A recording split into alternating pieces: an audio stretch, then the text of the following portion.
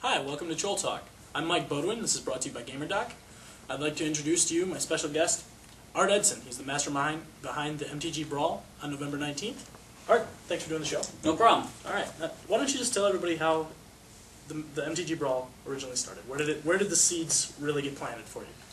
Well, a couple of us, at the time level 1 judges, Ryan Rubley and myself, were running a couple of Grand Prix trials. I think it was for Pittsburgh.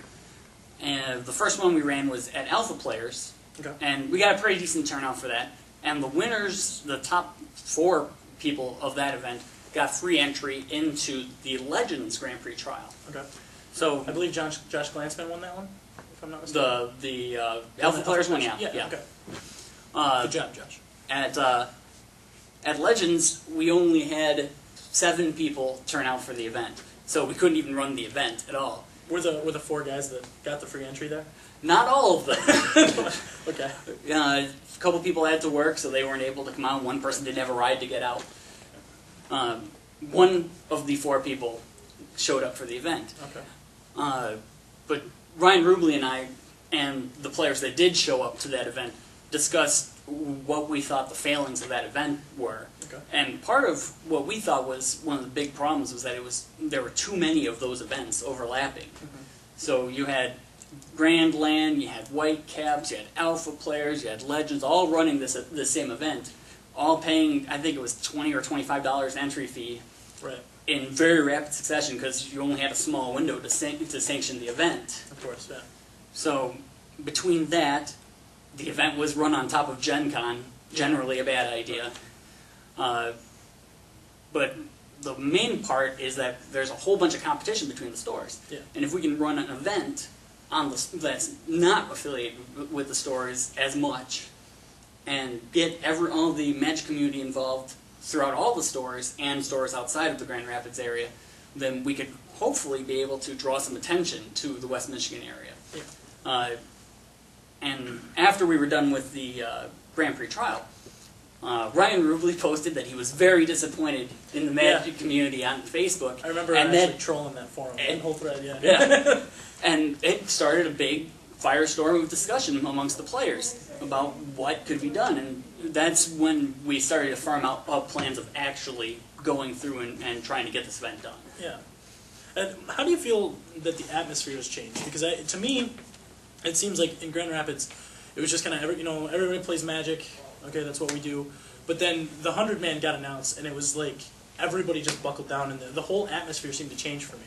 It seemed a lot more competitive, and like people were taking things a lot more seriously. I mean, you got teams, you got Team Next Level. Mm-hmm. There's a couple other teams showing up now. I mean, you got people doing podcasts like this. How do you feel about all that? What does that mean to you? One of the main points of trying to put this thing together was to try to grow community in the area. Mm-hmm. And seeing all the stores and all the teams and all the players who've been talking on the Facebook group we have, it's really amazing to see the outpouring of support that we've gotten and what everybody coming together as quickly as they did to try to get this thing going. Yeah. It was very, very impressive to me to see a whole bunch of Magic players who are normally splintered between all the stores coming together at one time. It was really amazing. Yeah, I noticed also at the pre-releases and a lot of things like that, it seemed like the turnouts at all the different stores seemed to increase by a huge percentage, because people were no longer I only play at Alpha Players, I only play at Whitecaps, or I only play at GamerDoc, or whatever. It's people started going everywhere. They're like, I play, and I noticed that. I had a lot of people over at Skynet Gaming. Most of Team Next Level was over there. That was kind of a big thing. Brad Wynn, a few other people showed up. And then I saw Brad Wynn the next day at the Alpha Players. Yeah, exactly. So, and then everybody played elsewhere. I'm hoping that's a side effect of what we're doing. I actually think it probably has more to do with Innistrad being a lot more interesting of a set to try to play, but hopefully I'm wrong and it's because everybody wants to be supportive of everyone else. And that's one thing I think the stores in general need to start doing, is realizing that if they start supporting each other instead of trying to steal business from each other, it's going to end up benefiting everyone involved. Yeah. That was something else. Kind of, you got your level 2 for the 100-man event, or the MTG Brawl. Well, I mean, that wasn't the sole purpose of getting the level 2, but that I was highly motivated to get it done before the 100-man. Right, but with that, you haven't really, locked in. Like, I only judge at the store. I mean, I assume you're going to come down next week to judge GamerDocs, or this week even, GamerDocs for FNM. But you said you were going to just be, anytime anybody would ask you, you'd go judge for them if you had the time. I thought that was really cool. The point of being a level 2 is not to be locked down to a store. I mean, in general, they restructured the way the judge program works. Okay. So level 1s are mainly store judges. Okay. They can go and work at other stores. It's encouraged to have them go and work at other stores, but their main drive is to be a store judge and be able to work for a store. As a level 2, you are more encouraged to try to grow store communities all over the place. Try to get more judges built up in the different stores to try to promote better events. Having better events gets more people most likely coming to those events. Right. Okay. That makes a lot more sense. So you mentioned Innistrad. How do you feel about Innistrad? How do you feel about the way it's changed? Do you feel it's changed the atmosphere of Magic, or do you feel like I feel a really Ravnica-esque feel from Innistrad. There's a lot of flavor in Innistrad, and I really, really like the flavor in Innistrad. I think they kind of also tried to do what they did after Urza's block, which was kind of tone back the power level a little bit. I mean, there are still some pretty powerful cards in Innistrad, but as a whole for the set, the power level is a little bit lower than we've seen in a couple of the previous sets. And I could be proven completely wrong later about that, but I think that Wizards tries in their design to promote some things and pull back on other things. I think I've read a column by Mark Rosewater that pretty much stated we try to push direct damage for a while, and then we try to push control for a while, and then we try to push creatures for a while, try to push certain mechanics to try to make it so the format doesn't stagnate, so it still remains interesting. Yeah. You said from a judge's standpoint, you love that Caw-Blade is kind of has fallen out. It is so boring to go to an event and have even like Friday Night Magics, where it's a pretty casual event, although it might not be so much now that Planeswalker Points is coming around. Yeah, of course. But to go to an event and have all the top tier players always going to be at top because they have the Caw-Blade cards, right. And anyone who wants to get involved in Magic, any more casual players, are going to get pushed aside because they just can't afford the top tier decks all the time.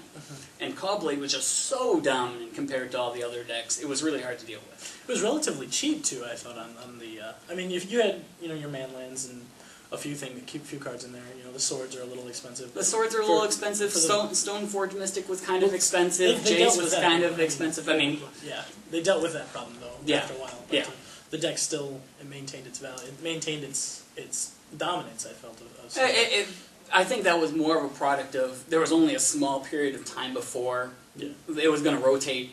The whole sets were going to rotate, and there's not a lot of time to try to refigure a format when you only have a couple months to do it. Yeah. Do you think it's that important at the end that to try and? I mean, if you figure with the end of Zendikar, I mean, there was a lot of cards in Zendikar that never got their chance to shine, never got their chance to really be able. I mean, whatever happened to allies? Allies seemed like they could have been extremely powerful. You would have thought, especially in the meta, especially when for the little period of time when M12 came out with Doubling Champ with the Phantasmal Image could be another ally, something like that. Yeah, I think that a lot of Magic recently has turned into at least out of the stores that I've seen, more of looking at the internet, going, hey, what decks are good? What decks can I afford to build out of what's good?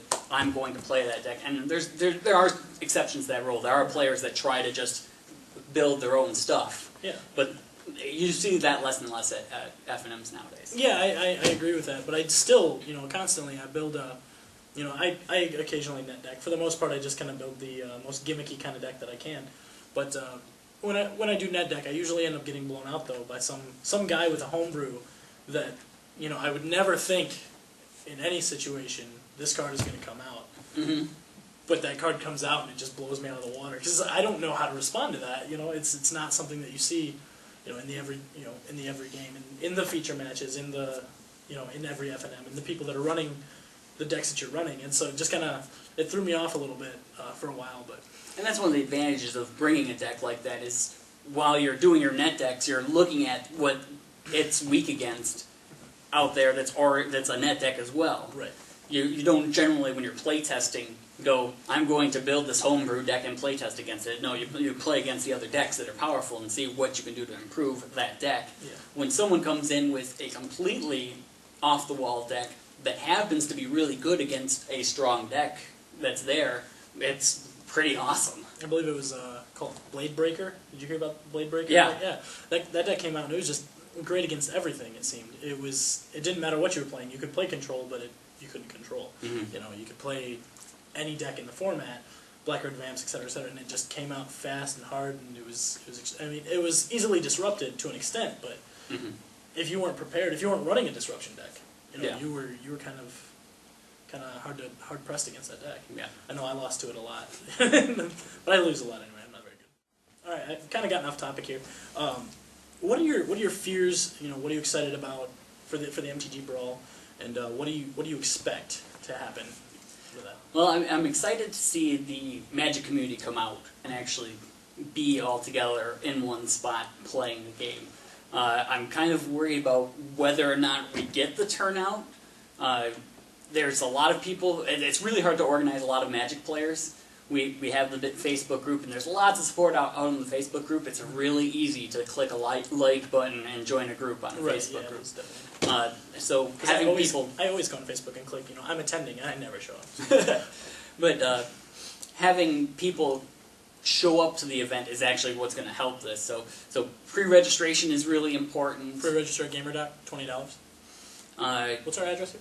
Northland Drive? 5161 Northland Drive. 161? 5161. 5161 Northland Drive, $20 for registration. Getting all the vendors together, I'm really excited about having all the stores in one place and in a way that's cooperative. Yeah, how do you think that's gonna work with the vendors all being together? I mean, it seems, on the outside of things, it doesn't seem that there's much animosity, but I don't really think that they're that out to get each other that there's going to be any problems at the event. I think that in general, all the stores have the same goal of promoting the game and trying to get more players around. And if we can get big events like this actually working, a couple of these events, 2 or 3 of these events, when Wizards takes notice of that and says, hey, we could run a Grand Prix there. Yeah, that'd be great. That would be amazing. Yeah. That's what we would like to see. I'd also, if we get good turnouts to these things, I'd like to start expanding this into more than just Magic as well. I mean, having board games and all sorts of different tournaments there. Right. Or making a Gamers Con, because back in the day, we used to have Fuzzy Fest and Marmalade Dog and all that kind of stuff out in this area that were all game cons that I, growing up, used to go to and had a lot of fun going to. I'd like to see something like that in this area too. There's a Marmalade Dog down in K-Zoo every year by CMU, isn't it? Yeah. Yeah. And I believe what is the one, the anime one here? JFAX. JFAX, yeah. Mm-hmm. Not really an anime fan, never have been, so I don't really know as much about it. But I've gone there a few times, and they are packed every time I've gone to one of those. Well, anime has a huge following. I mean, it's crazy how many different types of anime you get, and all the people that go there, so I can see that. I've been told there's beautiful cat girls running around. But at any rate, the trying to get the community into one place is important. Having too many players is kind of a concern, because if we get, we might get some people from Chicago, we might get some people from Traverse City, we might get some people from Flint. I only have room for maybe 150 people. Yeah. I don't actually expect to get up to 150 people. Right. But I mean, ideally, that's the goal, though. That's the goal. If we're overpacked, then we can Then we can get a bigger spot next time. And the rest of us can go to Denny's. We'll play there. Got Old Chicago Pizza next door. Right? Yeah. GamerDoc is a pretty good room. We could come back here. We're on the top 8 over here. Yeah, top 8 at GamerDoc. Yeah. Shameless, I love it. Yes, we will milk our sponsors all day. Thank you, GamerDoc, for bringing us to TV here. You can cut this whole part. So, Art, anything else to say? I mean, do you have any other questions? Do you have any other? Oh, I don't know why you'd have questions. Do you have any other comments? Anything that you'd like to say to the community? If you're interested in the 100-man brawl, join the Facebook group. It's huge MTG November 19th on Facebook. If you have any questions, you can email me, Ximenus@aedson.com. That's Ximenus@aedson.com. Or you can add him on Facebook. That'd probably be easier. That would be easier, probably. I'm definitely up to trying to get lots of friends on my Facebook account so I can say, ha, I've got 500 friends, woohoo! But I think that was kind of a MySpace thing. yeah, pretty much. Anything else you'd like to say to the public? Play nice with each other, get casual people into stores, bring new people into stores, grow the community. That's what's important. Definitely. All right, this is Mr. EDH himself, Mr. Casual, Level 2 Judge, Art Edson. Thank you very much for coming out and doing the show. Not a problem. The 100-man event, November 19th, $20. Is that just for the pre-reg? That's just for pre-reg, okay. 25 at the door. 25 at the door. Okay, you can pre-reg at any store in GR. I believe everybody's on board in GR? We have 10 stores that are doing pre-registers in Grand Rapids. If you want more information about that, once again, you can join the Facebook group, you can email me. Yeah. And just keep playing cards. Thanks. Hi, thank you for watching the first episode of Troll Talk. Join us next week where we're going to have next level members Josh Glansman, Stephen Elliott, and Josh Hoffman.